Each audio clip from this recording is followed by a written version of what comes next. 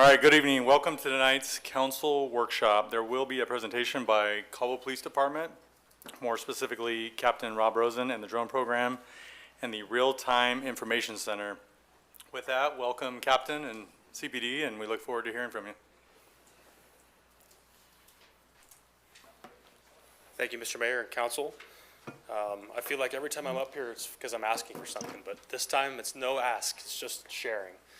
So that makes me happy. Before we kick it off, I just want to say that this has been an incredible project. I've been in this position. This will be my 4th year here at CPD starting in March. And out of 20 years of policing, I can look at all of you in the public and say this is the best project I've seen rolled out, start to finish. So we're excited about what we have to share. It is quite a bit of information to cram into about 50 minutes because I want to give some time for questions and answers, but I'll do my best to stay on track. Before I dive into it, I just want to recognize my staff who is here because truly I'm just the talking head. It's their hard work that is the reason why we're here and successful. So if you are assigned to RTIC or you are a drone pilot, please stand. Just like to acknowledge you real quick. So these folks in the room, thank you. Before they sit down, just wanted to say again, I could not have done this alone. This is truly a team effort. So I want to thank each and every one of you. I know I ask a lot. I'm incredibly demanding, as Chief Ingram likes to say, but we're here. We did it together, and so they'll be stepping in. Trying not to talk over me too much, but in case I need help answering a question, they're going to step in and help. So thank you, gentlemen. Okay, so welcome to the technology special presentation. I chose to start with this, not because it's fame or fortune, but I think this encapsulates why we want to present this information to the council and the public. So we're here to talk about the future of law enforcement in particular. And I think it's important to share too kind of our framework as to why this is important is because we can't live in the past. We have to be looking at ways to stay innovative, to stay in line with industry best practice, which I'll refer to frequently throughout this presentation. And I'm incredibly proud of our city and our department being on the front page of the Idaho Press about this topic. So quick introductions and overview. Chief, you want to say a couple words? Thanks, Rob. Yeah. Mr. Mayor, Council, thank you very much. I just really want to, I'm not going to take his time, but thank you for coming to the open house we did last week at the police department. Several of you guys attended, and I really appreciate that. Like that Idaho Press article said, we are leading the entire state with the DFR program, which you guys should be very proud of. So, and he's going to talk about all the great things, and I'm really, really excited for this to continue getting highlighted and showcased in the great city of Caldwell. So, thank you. Thank you, Chief. And again, it kind of feels weird with my back to the public, but this is not just for the elected officials in the room. It is for the public as well. So I'll try my best to engage them towards the end. Shifting gears, Mayor Phillips, I think I mentioned it at the open house, but I wanted to thank you. You brought drone technology to CPD, I think 6 or 8 years ago when you were an officer there. And from its implementation to where it's at right now, it's come a long way. But I'd be remiss if I didn't tip my hat to you for bringing the technology here. It's been incredible. It's definitely saved lives. And for you being here for about 3 weeks, the support you've given our department surrounding technology has been incredible, so thank you. I extend the same to the council. You know, every time I've been up here asking stuff, I get hard questions, which I appreciate, and I'm looking forward to some hard ones tonight. But your supporting me through bringing technology to Caldwell has been crucial. So a quick agenda, we have again a packed schedule. I'm gonna carve out time for question and answers. We have a live demo. We're gonna launch a drone. You're gonna see it firsthand. We're gonna fold all the technology in together. So you'll see drone, license plate reader footage, live stream cameras, our body camera, all at one time. So it'll be really good. A terminology disclaimer. So if you're at the open house, you know there's a lot of acronyms that go along with technology. So you'll hear things like ALPR, automatic license plate reader. You'll hear RTC or RTIC, real-time information center. You'll hear VMS, video management system. So as I go through the presentation, I'll try my best to use layman's terms, but expect to hear some things that might raise some question. So I think it's important that everyone knows each time we roll out to do a mission, whether it's a crowd control management event for a protest or working 4th of July or Call Night Rodeo, we start our police briefings with our mission. And I think it's important that we read our mission to the public and to the council the same way we do to our officers whenever we go out and do our job. So the mission of the Caldwell Police Department is to preserve peace and safety while pursuing justice with compassion and respect, to guard life, property, and constitutional rights of all, and to encourage individual responsibility and to promote community involvement. So the purpose, the reason why we exist is to support this mission statement. So what is a drone? There's a lot of chatter out there about what are drones. A drone is an unmanned aerial vehicle. That's what UAV stands for. Been in rotation, quote unquote, for about 8 years here at Caldwell PD. Again, Mayor Phillips brought that to the department. He was a drone operator during his time at CPD. However, the drones of the past, which we still use today, they're typically manually deployed. And what that means is that an operator takes it out of a car in a trunk, inserts a battery, they grab their remote, and they fly it from a location. Wherever they're at in physical proximity to that drone is where the drone goes for the most part. Technology has developed to where now we can fly some of our drones inside structures. And the reason why that's important is because, as I said in the open house, I would prefer to put a piece of equipment into a dangerous space anytime over a human being.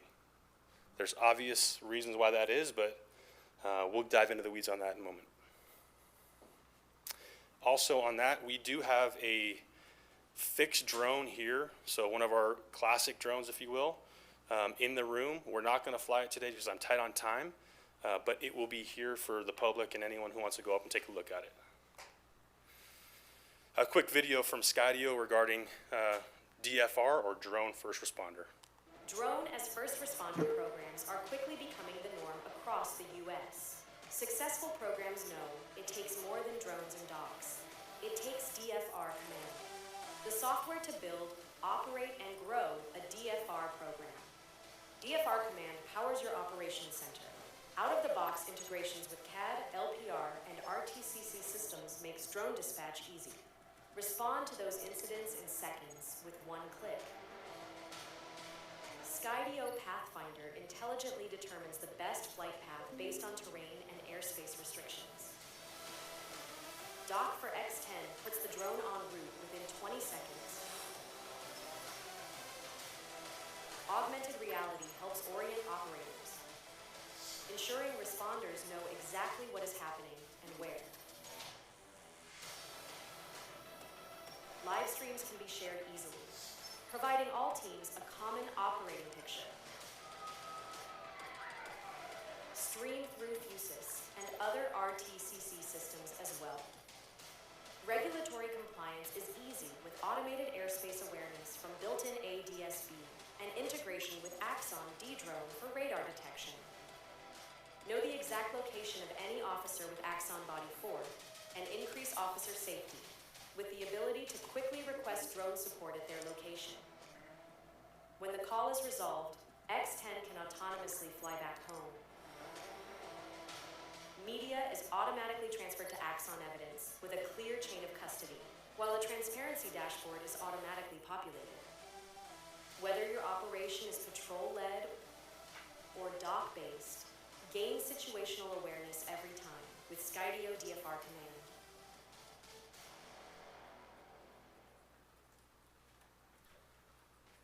So a lot of information crammed into a 2 or 3 minute video, but I think as I was planning to make this presentation today, I went back and altered some slides, but I also wanted to provide real-time updates because I felt that that was most relevant. So quick example of us using our DFR and the technology shown during the crowd management event, or if you want to call it a protest / demonstration from Saturday morning, we were able to use our drones to monitor crowd activities, monitor a march, and we were able to share the drone footage with several people, several elected officials, so they were able to see it in real time as well as us. So we also shared it with the fire department, shared it with other agencies, But I think it's crucial that the reason why we selected Skydio as our vendor is because of how they live in the Axon environment. So Axon manages our tasers, our body cameras, and they also partner with Skydio. So we all know how important retaining evidence is, not losing evidence is in policing, especially here. So we're proud that we selected a vendor that is really leading the charge with evidence retention. So what is DFR, or Drone First Responder? Believe it or not, I actually created these 4 Ps. The 4 Ps in policing through technology. This is not AI driven. It's something that Rob Rosen himself came up with. I'm extremely proud of it. The 4 Ps, you'll hear me refer to them frequently throughout this presentation, but it's precision, right? There's privacy, and there's a reason why privacy is underscored, because through each piece of technology, you will hear me go back and double down on how privacy is relevant through our lens, through these deployments. Policy and law. So it's important for me to share with the group that the Idaho code that governs license plate readers and drones is affixed to each pilot's screen. So each time they click fly on our drones or look at license plate reader footage, they're also looking at the law. And there's accountability in place through audits and through other things that we have systems in place for. But it's just important that we understand that this is not something that we came up with by ourselves. It's something that's vetted through law, through our city council, through legal, and other agencies are following suit. And then lastly, personnel. So personnel are assigned to run these systems, and you'll see how it impacts what we do on a day-to-day basis shortly. So as I mentioned, Idaho Code 21-213. So this is actually something I did AI. I'll just be honest. I AI'd this because it was so long. I wanted it succinct. But I want to draw your attention to the 3rd bullet point. So the 3rd bullet point in Idaho Code 21-213 states, it allows government use for accidents, critical events, disasters, training, public safety, and with a warrant. So those are the guiding principles that we use when we fly drones. How it's used. How are we using this in every day? So drone as a first responder, that's important because the reason it's highlighted in blue is because it's not the only responder. There's a slide I have coming up where it shows that actually only 12% of the time when we fly our drones does it replace a human being police officer. So this tool is used as a force multiplier.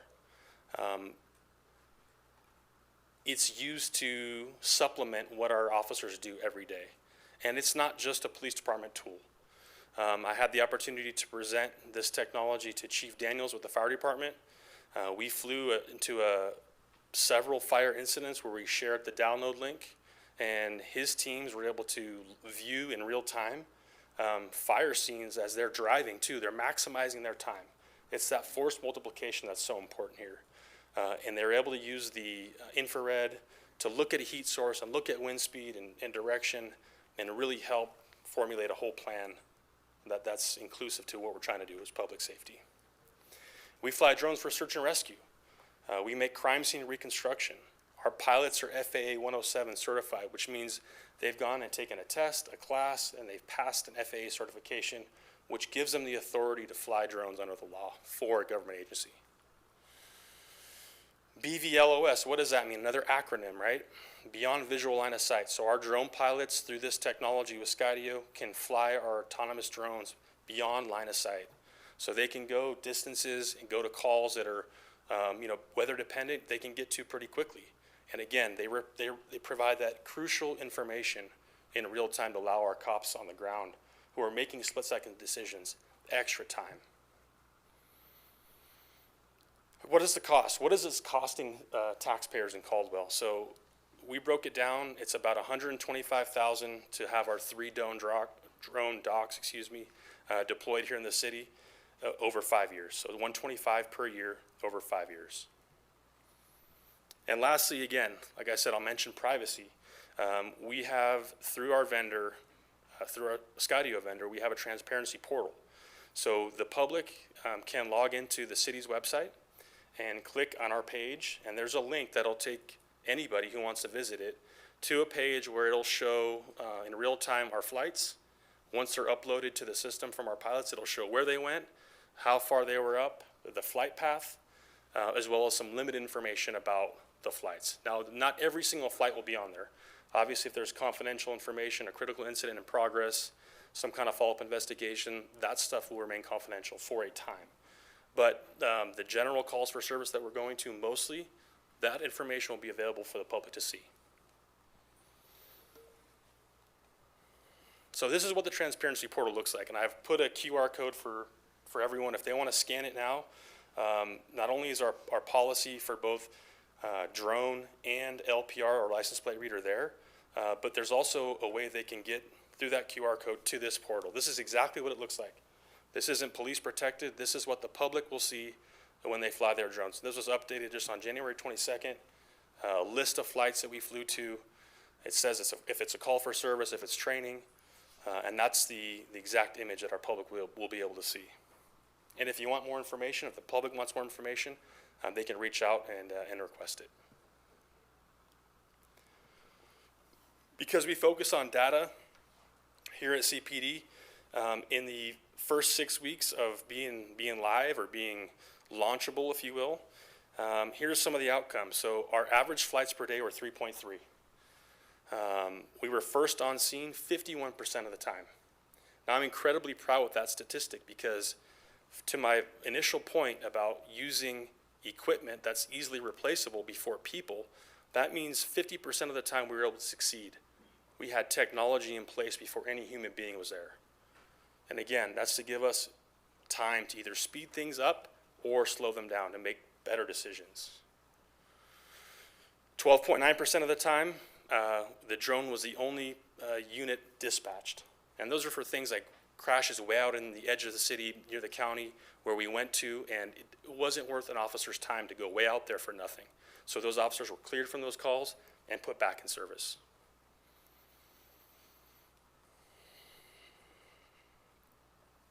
So some quick highlights, right? We're going to get into some examples of DFR, but quick highlights, and I think I've mentioned it, but it's incredibly important. Safety. Safety is our number one priority. Safety of our staff, safety of the public. We prioritize safety, and this tool is used to keep people safe. It's used to keep our staff safe. For those who have some experience in law enforcement, you can appreciate what having tactical advantage means.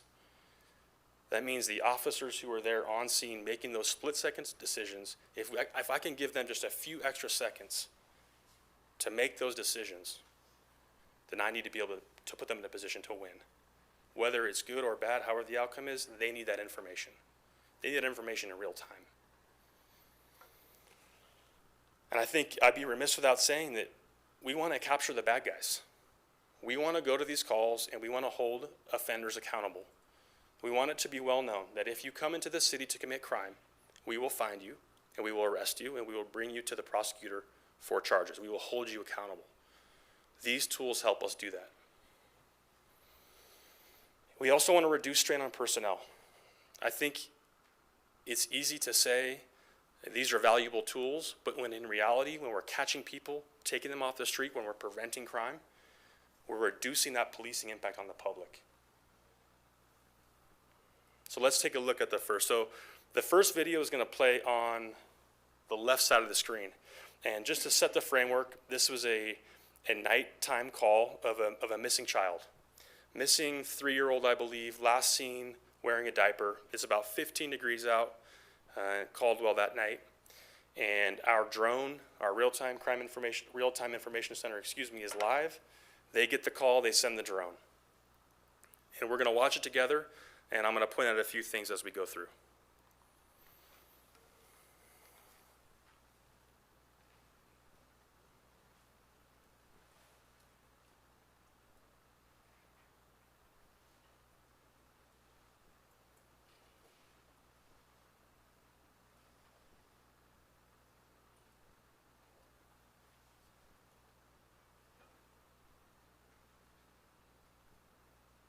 Some may ask, why is the screen gray and white? The purpose that it's gray and white is because it's using infrared technology. It's using heat source to find things that are hot. So what you're seeing is right now, white is hot, black is cold. So our drone pilots are relaying information in real time to ground units. As you can see, there's no CPD officers on scene. That this is one of those 51% where drone was first on scene. And what are they doing?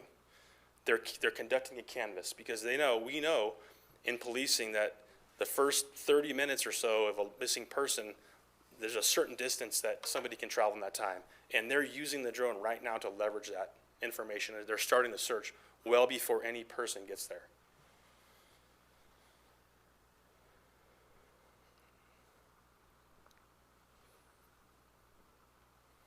So the drone is flying. The drone right now is recording. It's important for me to share and let the public know that we have disabled the setting where our drones record from the takeoff until they get to the scene. So some agencies will allow the drone to record as it's flying from start to finish and from finish to start.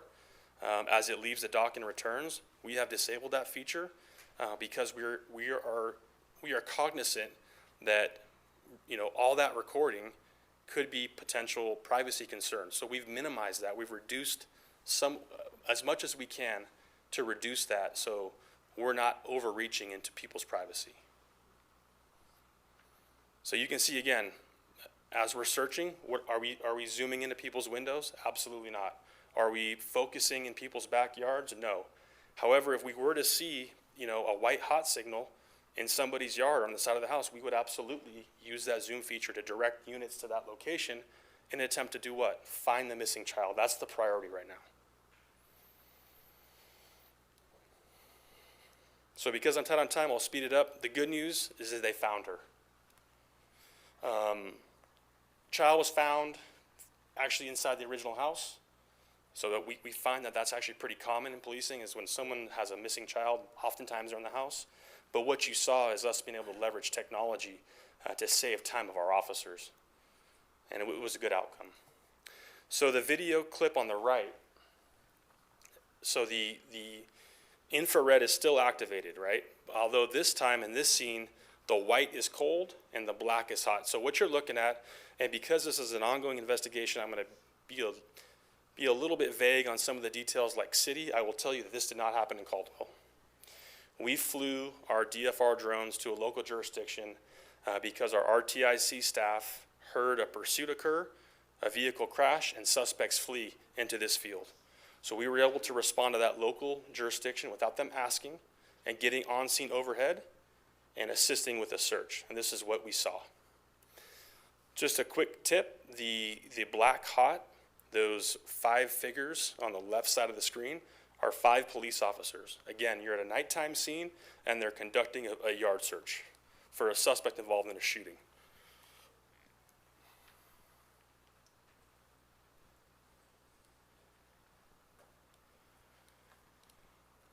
So pay attention to the horse corral that's up in the upper part of the screen.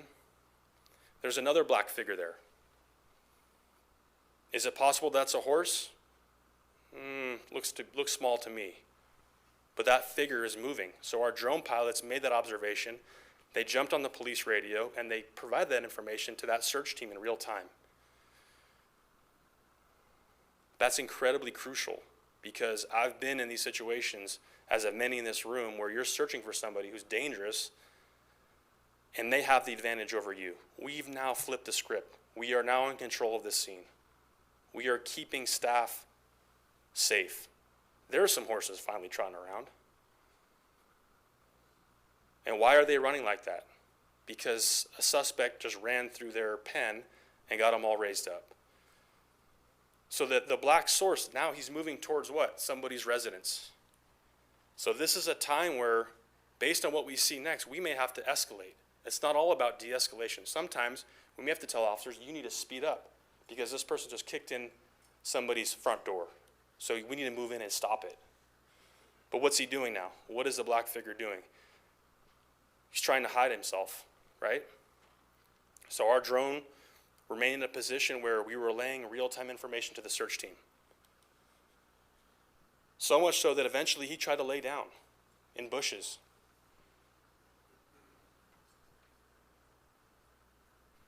And there's the zoom capability right there. Again, can we see into your front window or your side window? No, we cannot. at least not at nighttime, at least not unless you're pushed right up against the window or sticking your hand out the window. So short story here, the officers were able to get information to the search team from Caldwell PD's Real-Time Crime Information Center that resulted in the safe arrest of the suspect. Likely impossible without that technology. And we all know what could have happened, right? If the officers kept searching, maybe there would have been a fatal encounter. And what is that worth? So for us to be able to stop that from happening is a huge win for the police and for the public. So again, it's easy to talk about wins that are in the past, right? Even though we've only been live flying and having our real-time crime center up for, about 60 days now. But I want to talk about something that happened over the weekend. So January 30th at about 1:20 in the morning, these two suspects here on the right decided to break into Idaho State Towing. They cut through a fence off Arthur Street, went in there, and they stole a bunch of stuff from these people. They left the scene with the loss in hand, and they didn't stop there. They came back the next day.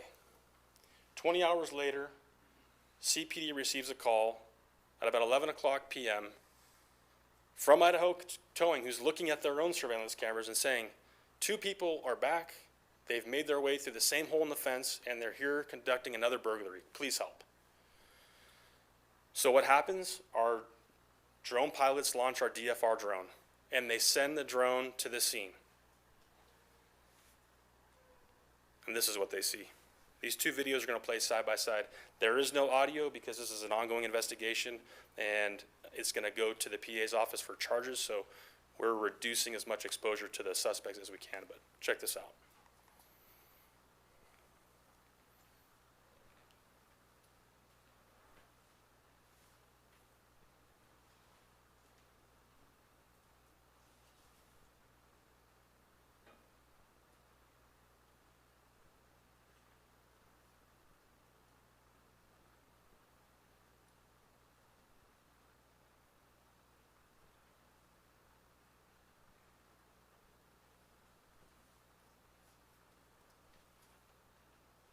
So again, as you see, we're now to black hot, right? So you got officers who, you're watching their point of view. They cannot see what's happening at the fence line. Our drone can see that there's 2 figures hiding in the weeds. They're relaying that information in real time. They're providing real-time updates to keep these people safe. Both the suspects and the officers benefited from this technology being overhead.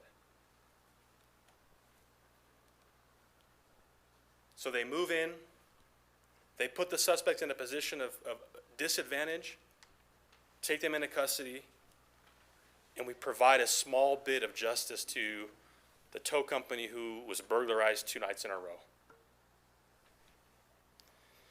I think it's important to tell everyone that these people, these suspects, are 11 years old. One of the things taken in the initial burglary was a semi-automatic handgun.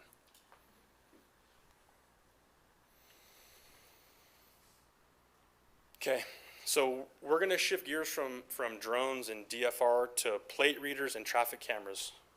I'm gonna hit this quick because I want to get to the live demonstration that's going to fold all this in together very well. So cameras, right? Big topic. Incredibly important tool.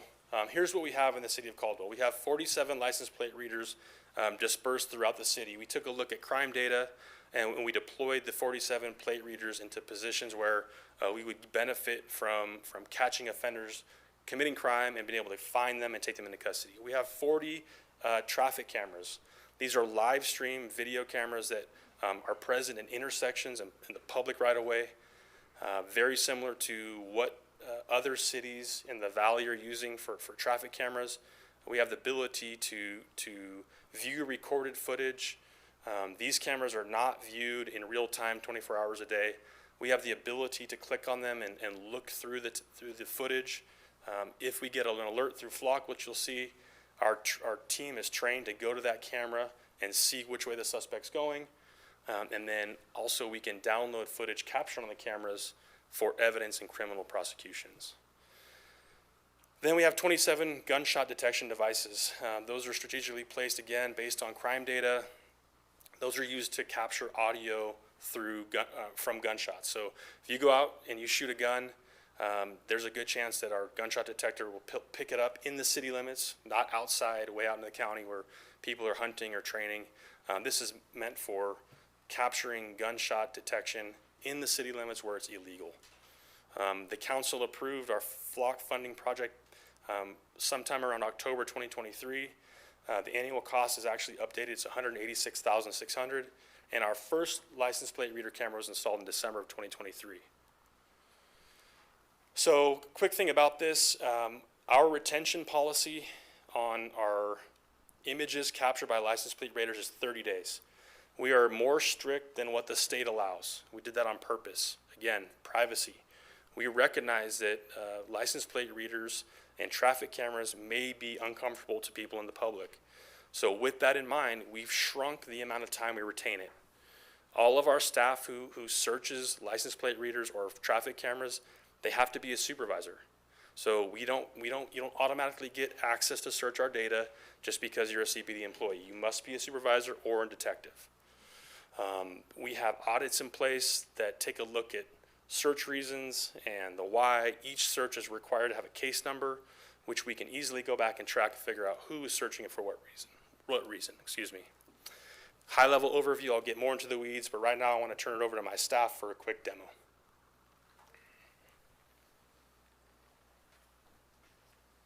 So what you're about to watch is going to be an example of how our real-time information center operates this technology. You're going to see a culmination of flock license plate reader right here.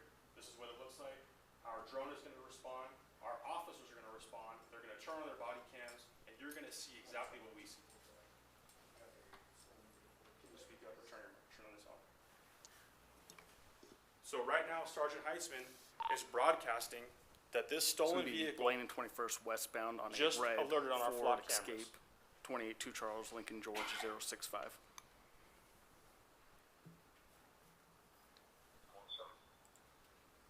So right now, a unit just acknowledged that they're in the area, and they're going to respond to that location and try to find this vehicle. At the same time, our DFR pilots are launching our drone. They're launching our drone from our police department where they're fixed, and they're going to fly to conduct area search.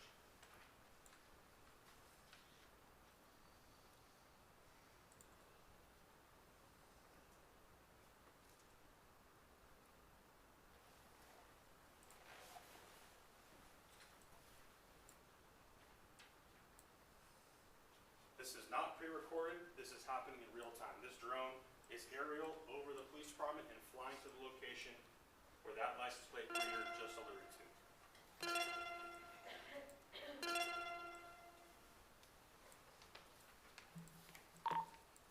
107-199, second hit, 26th Blaine Street in Georgia, westbound.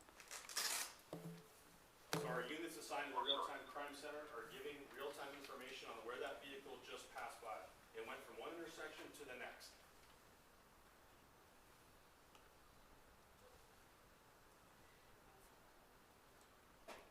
As you can see, as our drone leaves the station looking for this stolen vehicle, the camera is not pointed down. The camera is pointed forward. That is by design. That is what we selected to have the angle look at as our drones are flying. And we did that for why? The 4 Ps in policing. One of the most important ones was privacy. We don't want the drones looking in people's yards as it's flying over their house, going to something unrelated. There may be a time when we need to do that.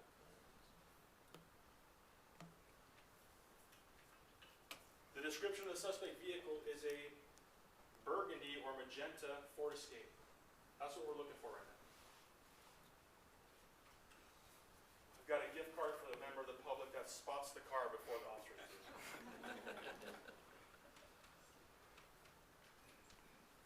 It's not that easy to see, is it? This drone is flying over the city streets right now looking for the stolen vehicle. The technology that's flying this drone is through Skydio. man, the pilot is sitting here in the room.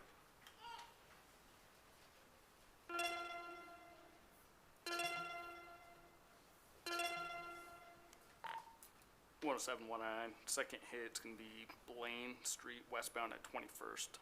Blaine and 21st. So the supervisor just found the vehicle, but he does not get the gift card.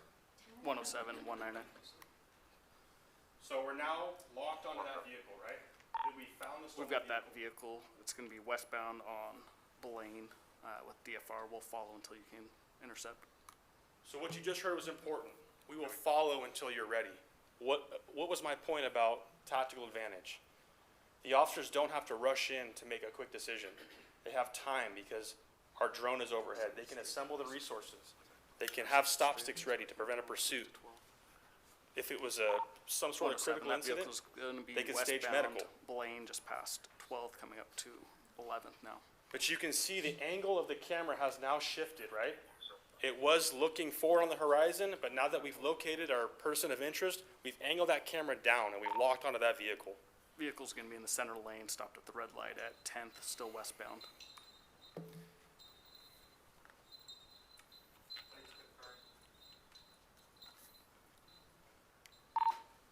One oh seven, 199, we've confirmed the plate is gonna be the correct hit. So a series of events is gonna take place. Dispatch is gonna confirm that's a stolen vehicle. They're gonna let the officers know that it's in fact wanted, there's a good want on the vehicle, and they're gonna continue to formulate their plan and make a stop and take the suspect into custody safely.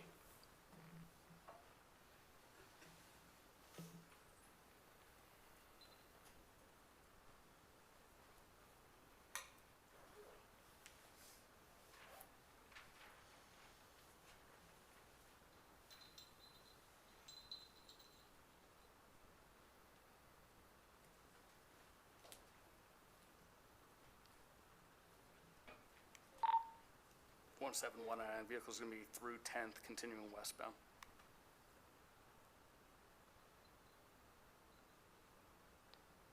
Copy.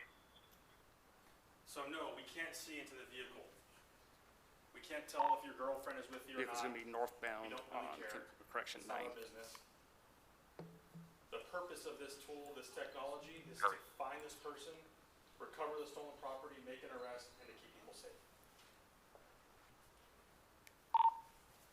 Vehicle's continuing northbound through Arthur, coming up to Main. Have them make the stop, we gotta speed it up. Copy.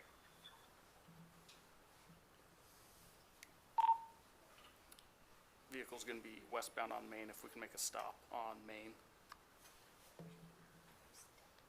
So right now, the sergeant's given instruction to the field units to go ahead and make the stop. Through our axon fusus, which again is the kind of the brain that folds everything together, you're gonna be able to see in real time, our body cam Continuing westbound, technology, Main, passing Kimball. because we're gonna live stream what's happening right now in the field from the officer's perspective, so everyone can see the same things we see in the real-time information center.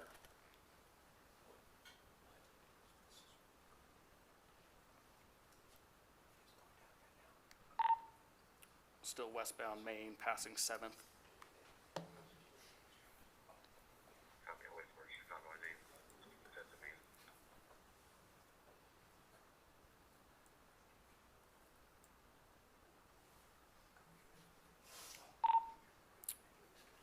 Through 6th, continuing westbound on Main.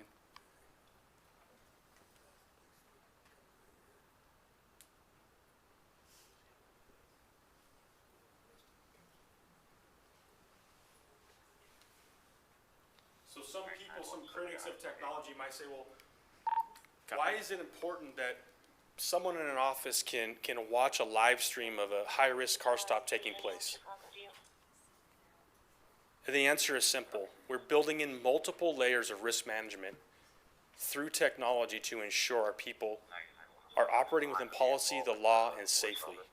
Because God forbid something bad We'll happens, follow both of you until you get a second unit. and we need all the eyes on that we can to help mitigate risk. Westbound on Simplot. Copy westbound Simplot. So hopefully we'll see a car stop soon.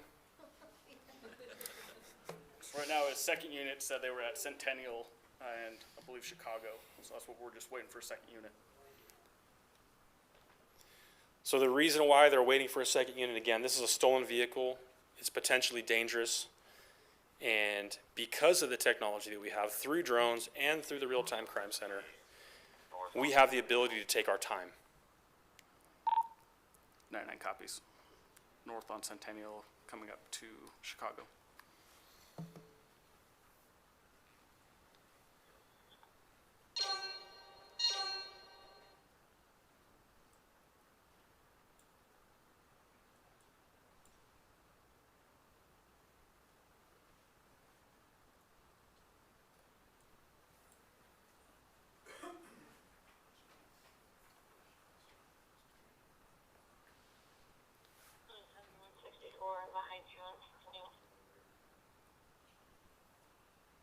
We're gonna pretend that there's a second unit there, but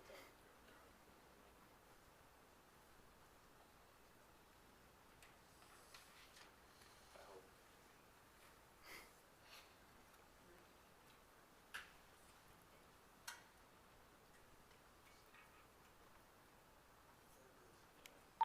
One 107, 164, if you guys can activate your body cameras.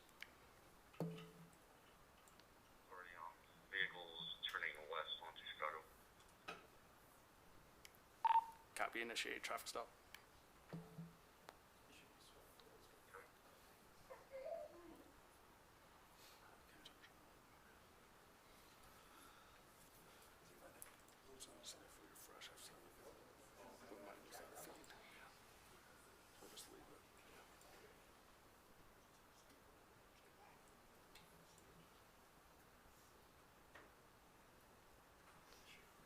Vehicles yielding to a dirt lot. This is the 07 bridge on Chicago. 99 copies.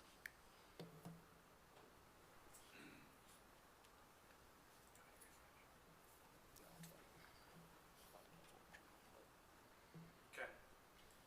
So a little bit of a technical snafu with the live stream. It has to do with the internet connection right now. But the short story here is that they make the stop, they make the arrest, they have overwatch, they have evidence captured through our drone. And I just want to give it to the team for putting this together for us. Not easy to do. They're still learning the technology, but quick round of applause for them and putting that together.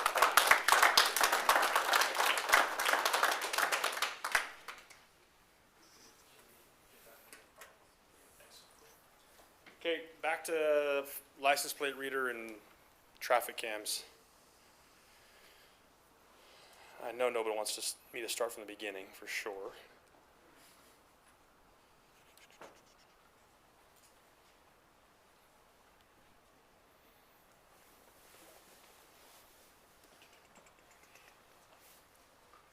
Okay, so what is ALPR, automatic license plate reader? Again, there's the 4 Ps in policing from Rob Rosen himself, right? So here's a sample of what not only the camera looks like, but what the images capture. I think it's important. I dispel rumors. Again, you can't see your in-laws in the car with you, or if you're on your phone. Our state law prohibits us from using a drone and license plate reader or traffic cameras to enforce traffic laws. So we're not using it for traffic crimes. We're using it for misdemeanors, felonies, other infractions, other violations of the municipal code from the city, if we're in a situation that merits it. And this is what it looks like. Again, a 30-day retention. VMS, video management system. So again, same provider. It's through Flock. This is what the video or the VMS system looks like. This is the hardware, and this is what the software looks like. These are screenshots taken from our real-time information center. This is what the units are looking at when there's a reason to go in and search. Again, we're not streaming these 24 hours a day, 7 days a week. Not everyone in the department has access to this stuff. It's mainly focused on follow-up investigations. If there happens to be a critical incident or a pursuit or a flaw kit for a stolen or wanted vehicle, yes, they're going to activate them. Yes, they're going to look at them in live stream them in order to try to find the offender and take them into custody. I can tell you that since we've had this technology, we've solved hundreds of crimes, saved thousands of dollars in overtime. Hit and runs are, they're on the rise, and we're going to combat the hit and runs happening here with technology. Again, we saw it through the demo, but this is the information that pops up during a license plate reader alert or a hit, right? This was a stolen vehicle that came in way back in 2024 when we had it, when it was new. This is what it looked like. We were able to make an arrest, recover this vehicle, and the actual victim in this case was from Owyhee County. Their vehicle made it to Caldwell, and they were really happy to get their car back because they were struggling, and this was their only source of transportation. So quick background, again, council approved this project back in October 2023. We mentioned the cost, we mentioned install date. From the risk management perspective, through license plate reader tech and our video, live stream video, we've had fewer pursuits. We all know that LEOCA, the group that studies how law enforcement officers are killed in line of duty, the number one reason why officers die is from car crashes, mainly from pursuits. So this technology has helped keep our staff and our public safe through reducing pursuits, because now our team knows if somebody flees and they happen to pass by a license plate reader or a video camera, we can simply go back to that, search it, and conduct a follow-up investigation. So what has this done for the city as a whole? We've sustained a reduction in Part 1 crime. Year over year, 24 to 25, another win, down 12%. We've had 119 fewer Part 1 crimes. So what does that equate to in the grand scheme of things? 119 fewer Part 1 crimes means 119 fewer victims, 119 fewer suspects, 119 fewer crime reports that are written and investigated and forwarded to the prosecutor's office. So I can't point to one thing and say this is the exact reason as to why crime is down, but I can tell you it's through culture change and through a shift in how we view policing that has allowed us to be successful there, and we're proud of that. Because the measure of success for a police department is what? It's the reduction of crime. And year over year, we've seen that here. I think it's important that the public and the elected officials in the room understand that we're paying attention to the news. We know this is a hot topic, but we want to assure you that we're paying attention in real time to what's happening across the nation. This is an important court decision that helps us justify the reason why we have this technology. A judge, the judge's name is here, Mark Davis. He upheld the fact that the police can use license plate readers in this case that came across their desk. We're going to continue to monitor that stuff. If it becomes an issue, we will take action. For now, it's being upheld in court. So how it all works together, this is quick, and then I'll ramp it down and turn it over for some questions.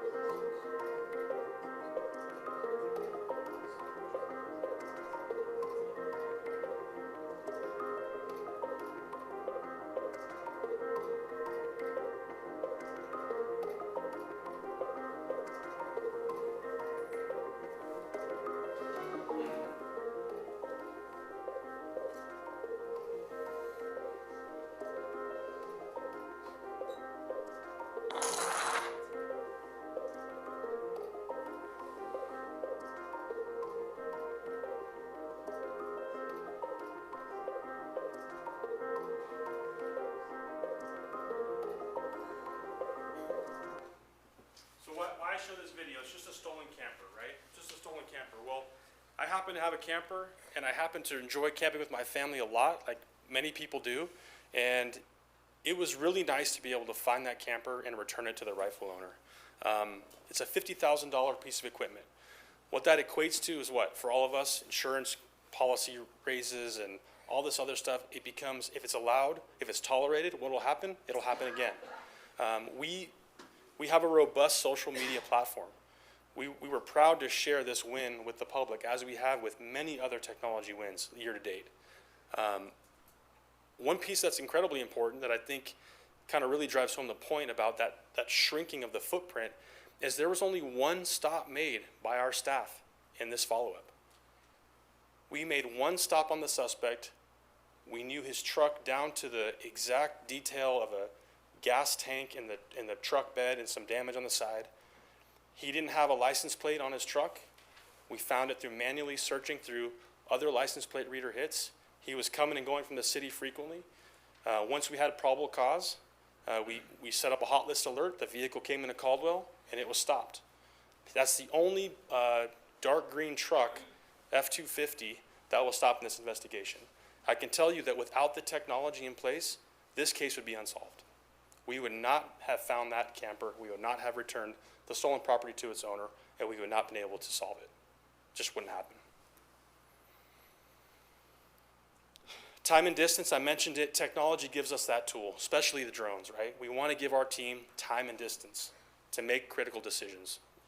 This is the ability. This is how we're going to do that, is continuing to invest in technology, continuing to lead the valley with technology, and continuing to make Caldwell safe. Are we the only ones with the technology? Absolutely not. So all the big cities in the valley, in the area, the greater state, they're using similar stuff to what we are too. Privacy, I wanted to pull up the Flock website and go through each of the questions that are raised and the answers that Flock is giving, because I think they do a good job of laying it out. There's a website, I'll get it on the screen. I do want to leave some time for questions. Mr. Mayor, Council, I'll turn it over to you all for any questions. Stand for any questions. All right, council, are there any questions? Thank you, by the way. Yes, sir. For Captain Rosen or CPD on this. Mr. Mayor? Counselor? Captain, the question I had, I was at the first town hall meeting you guys had when you demonstrate that. You mentioned that it's going to have police lights on there. Are they going to be on all the time? Because people are asking, how did we distinguish Caldwell police drone from a regular drone? So I'm proud to say that the Caldwell PD blue that's on our patch, it resembles one of the lights that's on the police camera. It does have red and blue lights. Now, I can tell you, sir, that we can turn it off if we need to. But typically, unless it's, if it's a routine call and we're going to it, it'll be flashing red and blue, indicate the police. Okay, the other question I had is, for the cities surrounding us, like Parma, Wilder, are you folks planning on cooperating with them if they get a call in and somebody's coming towards Caldwell? Are you going to cooperate with them? So, Mr. Mayor, Councilor Stoddard, it's a great idea and a great plan. However, we only have 3 docks and drones right now. So we're mainly focused on us getting the calls that we can get to quickly in the city. We would love if at some point, there are some great vendors who would or business people who would donate some $125,000 drone docks to the police department. I'm not holding my breath, but we envision that getting more drones is absolutely a priority, but we're not quite there yet. Okay, thank you. Thank you, Councilor Stoddard. Any other questions from council? Councilor, all good. Yeah, Captain. So your flock cameras, you'll get a hit on anything in NCIC, stolen out of Texas or whatever, anything in there will register for you? Mr. Mayor, Councilor Allgood, yes, anything in NCIC for sure. So missing persons, stolen vehicles, warrants, anything in NCIC will get a return. We'll get an alert. And Amber Alerts? Amber alerts, sir, are a little bit different.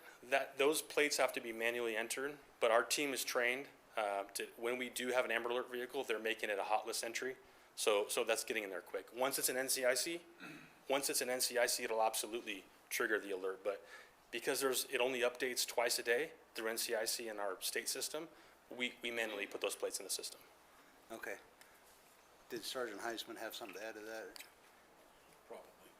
Yes, we'll get those through to NCIC. So once they get entered into an Amber Alert system, then yes, they will pop up, like he's saying, once it updates in our system. So if it's something local, generally we'll go and put it in a hot list before it hits. So say it's a stolen vehicle or something like that, we can go and manually put that in so that if it gets picked up driving around before it gets entered into NCIC, if that makes sense. Yes, absolutely.